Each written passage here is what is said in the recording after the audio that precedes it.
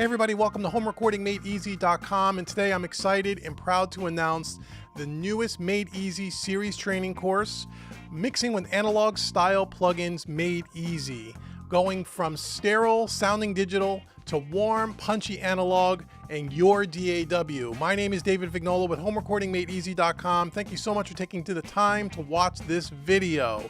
This is the newest and latest and greatest Made Easy series product that has been requested from my followers to me for the last year to do an entire Made Easy series dedicated to using analog style plugins, how to mix with them most effectively, and what are the differences between all the different analog style plugin emulations. One of the problems that a lot of home recording musicians and aspiring audio engineers have when working in their home studio is they want that old school analog warmth and sound on their recordings that sound like the records that they grew up with. Their favorite sounding records back from the 60s, the 70s, and the 80s, and even into the early 90s have a certain flavor and a certain sound. And people want to be able to achieve that in their home studios. And one great thing about digital technology is a lot of these plugin manufacturers have created these plugin emulations of some of the most sought after hardware in large format studios that have ever been created.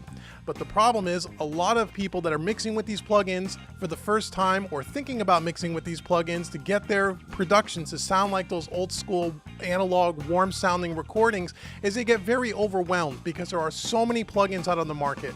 There are so many different manufacturers saying that their plugin is the greatest, and if you just put this plugin on your mix, it's like a magic bullet and my mix is going to sound like $1,000,000. And that is just simply not the case. And with all the overload of information, people get really confused and they get overwhelmed. And that's what this Made Easy series is going to help you with. It's going to solve this problem, and it's going to demystify how to use these analog style plugin emulations in the most effective way to get your mixes sounding like a well-balanced professional analog sounding mix. So when I set out to create Mixing with Analog Style Plugins Made Easy, I wanted to make sure there was absolutely no stone left unturned.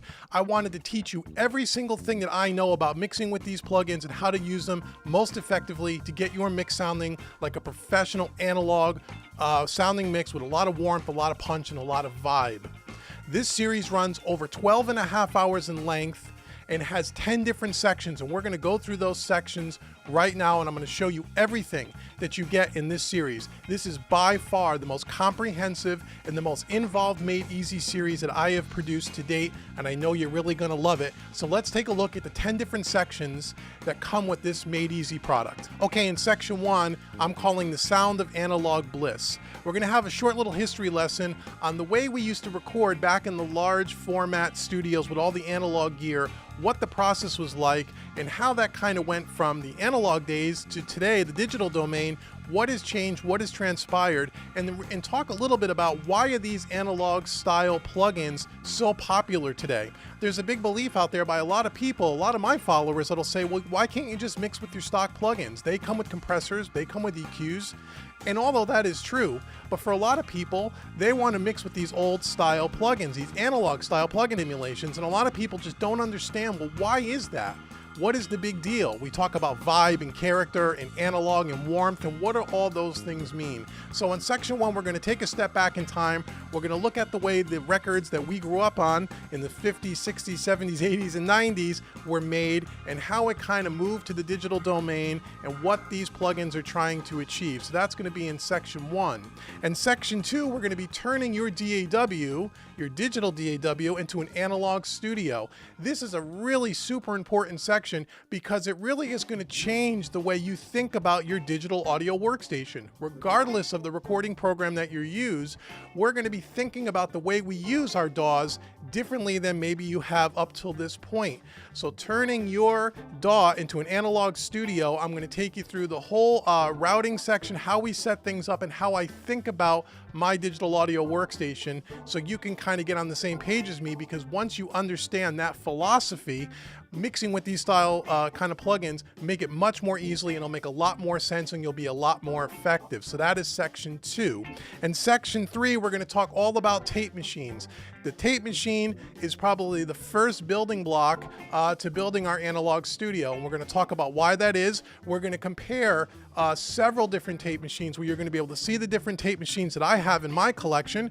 We're going to compare the sounds between them. I'm going to give you some recommendations on ones you may want to take a look at. I want to give you the good, the bad, and the ugly about certain tape machine plugins, so you're armed with the information that you need to go out and either demo or purchase a tape machine, so you don't spend a lot of time and a lot of wasted money buying things that you really don't need. So section 3 is all about tape machines.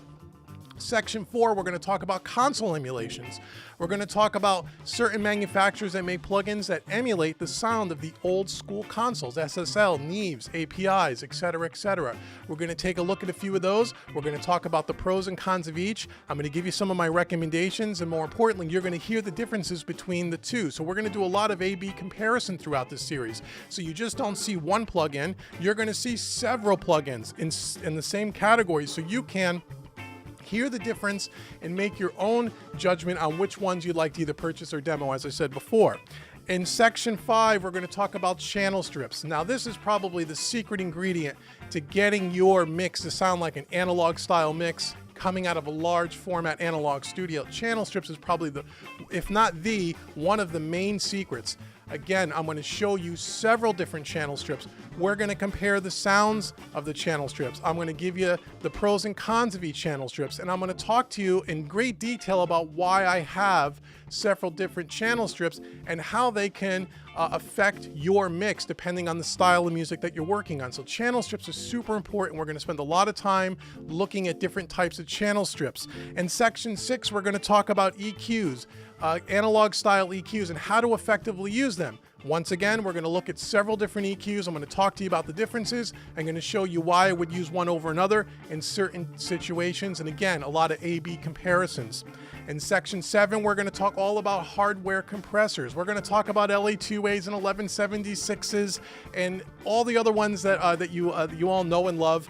We're going to talk about those. And again, we're going to compare pros and cons, maybe the same plugin from different manufacturers so you can make choices, and I'll talk to you again about the pros and cons about all the different hardware compressors. In section 8, we're going to talk about reverbs and delays and room emulation, another secret ingredient to getting your mix to sound like it was recorded in a live room and in a big time studio. Room emulations and reverbs are a key. Again, I'm going to show you all the different plugins that I have, show you which ones I use and why. And then in section 9, we're going to mix an entire song from start to finish using all the plugins that we talked about in sections 2 through 8.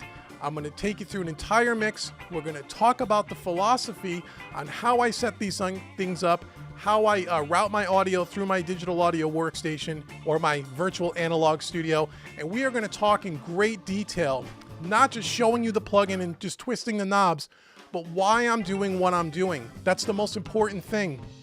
And how to chain these plugins together to emulate the large analog studio format. Okay, so that section 9, we're going to mix an entire song. It's not going to be a mix that I've already done, that I'm going to show you what I did. I'm going to take you through start to finish. So section 9 is going to be broken down into about 10 different subsections. That is going to be the largest chunk of this series. And then in section 10, I'm going to have some final thoughts, some tips and concepts and things for you to remember, and just kind of an overall summary of this entire series. So those are the 10 sections throughout this 12.5-hour Made Easy series. So I want to thank you so much for taking the time to watch this video about mixing with analog style plugins made easy. If you are someone who are new to these types of plugin emulations, or even if you're someone who has a bunch of these in your collection and you just want to get more effective at using them and you want to take your mixes to the next level and understand how to really use these in the most effective way to get the most out of them, then mixing with analog style plugins made easy is absolutely for you. I urge you to go out to homerecordingmadeeasy.com and check it out. Download it today. I know you'll enjoy it. It is over 12.5 hours long. You're going to get all the audio files so you can mix the song in section 9 along with me. You're going to get a bunch of other stuff and a bunch of other freebies as well. You're going to get all the PDF slides. You're going to get everything. This is the most comprehensive training product of anything else on the market. There's nothing else on the market that goes into this kind of depth and talks about these style plugins. And again, how to be most effective with them. That is the key. There is a craft and there is a technique to using these plugins to get your mix to sound like those nice, warm, punchy analog style mixes. So thanks once again for watching this video. Again, go out to homerecordingmadeeasy.com. I've been David Vignola, and I will see you in the next video. Take care.